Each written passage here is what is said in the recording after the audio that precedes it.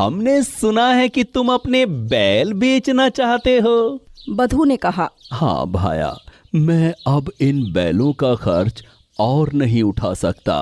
खेत भी उपजाऊ नहीं हुए और आमदनी भी उतनी नहीं है। मैं तो चाहकर भी इन्हें नहीं रख सकता।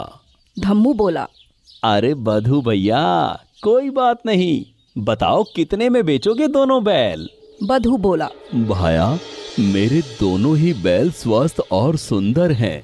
अगर मुझे दोनों के लिए 50 अशर्फियां मिल जाएं, तो बुरा नहीं होगा। बधू ने अपने बैलों का उचित दाम ही मांगा था, लेकिन धम्मू चालाक था और उन्हें सस्ते में खरीदना चाहता था।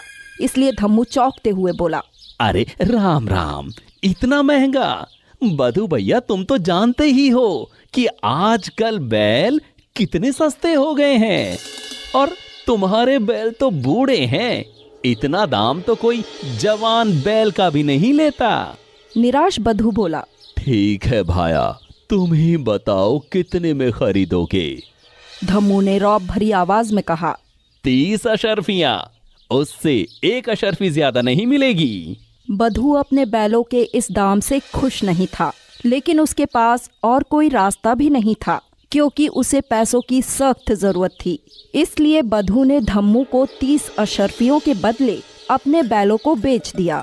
अपने बैलों को बेचने के बाद से ही बधू बहुत दुखी रहने लगा, क्योंकि उसे उनसे बहुत लगाव था, लेकिन उसके पास इसके अलावा कोई रास्ता भी नहीं था। एक दिन बधू जब अपनी गायों का दूध बेचकर शाम को वापस आया, तो उसने देखा कि उसके घर के बाहर एक बैल खड़ा था। दिखने में वो बैल बहुत स्वस्थ और अच्छी नस्ल का लग रहा था। बधू उसे देखकर हैरान हो गया और बोला, आखिर इतने अच्छे बैल को मेरे घर के बाहर कौन छोड़ गया? ऐसा बैल तो मैंने आज तक नहीं देखा, लेकिन क्या पता इसका मालिक शायद थोड़ी देर में यहाँ आ जाए। ये कहकर बधू ने चिल्ला चिल्ला कर आसपास पूछा भी, लेकिन कोई भी उस बैल को लेने नहीं आया। बधू ने शाम तक बैठकर इंतजार किया, और जब कोई भी उस बैल को लेने नहीं आया, तो बधू ने उसे अपने घर में बांध लिया। अगले दिन सुबह सुबह बधू उस बैल को लेकर अपने खेत पर ले गया और उसकी पीठ पर हल लाद कर खेत जोतने लगा। जैसे ही बधू ने बैल से खेत जुतवाना शुरू किया, उसे अपनी आंखों पर विश्वास नहीं हुआ। जहाँ जहाँ वो बैल जोतता जा रहा था, वहाँ वहाँ जमीन पर पौधे उगते जा रहे थे।